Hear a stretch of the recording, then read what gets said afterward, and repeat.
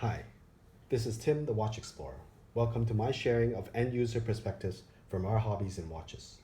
First of all, those unfamiliar with the Moon Watch can take a look at the official Omega website on the history of how this became the first watch on the moon. Today, we will cover a particular vintage model, reference number 145022. As many watch collectors are aware, Speedmasters are abundant in versions, models, and editions throughout its history of the making. However, the reason I'm focusing on this vintage Speedmaster specifically is its attractive opportunity to get into the vintage watch world at a very reasonable price and also being a good alternative to the overheated Rolex market.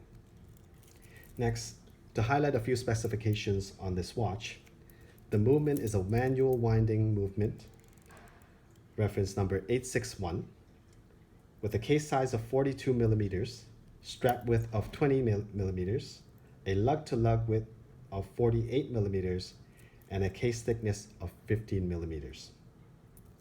The case material is stainless steel with a screw-down case back, whereas the tachymeter bezel offers a good complement to the chronometer readings. The glass cover itself is actually an acrylic glass with a logo in the middle of the cover, and you will probably be able to see it if you have it in your hands, but it's actually a very subtle Omega logo in the middle, and you will definitely see it if you were holding this watch. The dial itself is a tritium dial, which offers patina throughout time and age, depending on how the watch is treated and reacts throughout time. Competitions of this watch include Daytona, a Brenling Nevetimer, as well as Zenith El Primero being some of their closest competitions. In terms of the feel and experience of the watch, it is actually a very easy to match watch that goes good with any attire and any occasion. And quite frequently when I don't know what to wear or I need to think, I just throw this on and just head out.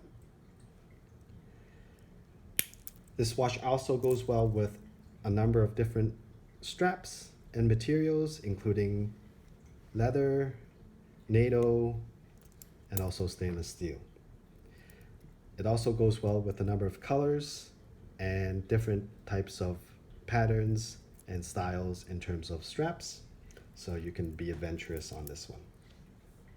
These watches are also meant to be tool watches back in the days, so when you do buy or purchase or look for used ones, there will definitely be signs of wear and tear, which add to the actual experience and vintage feel of the watch.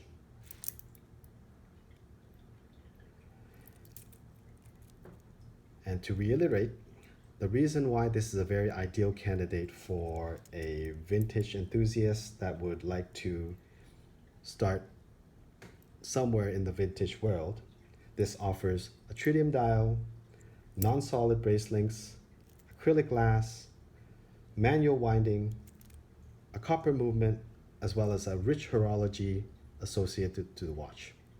It's definitely something that checks all the check marks if you want to enter or venture in the vintage world of watches.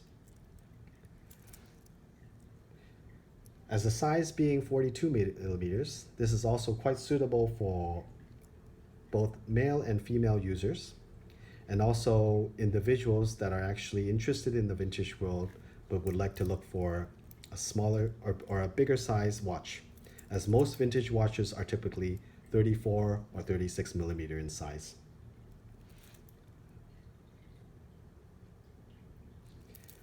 However, vintage watches do not come without disadvantages. For one thing you need to be mindful of is moisture and any type of damage in terms of humidity, water splash, or submersion. As a matter of fact, vintage watches don't go well with water. And finally, in terms of the watch itself, enthusiasts that wear this watch are typically not looking for recognition, but rather personal satisfaction. So this is definitely a watch for geeks. This concludes this video, and your comments and suggestions are welcome to help us improve in this learning process. And don't forget to click the like and subscribe and notification bell to keep up to date with our sharing. Your support is our motivation. Thank you.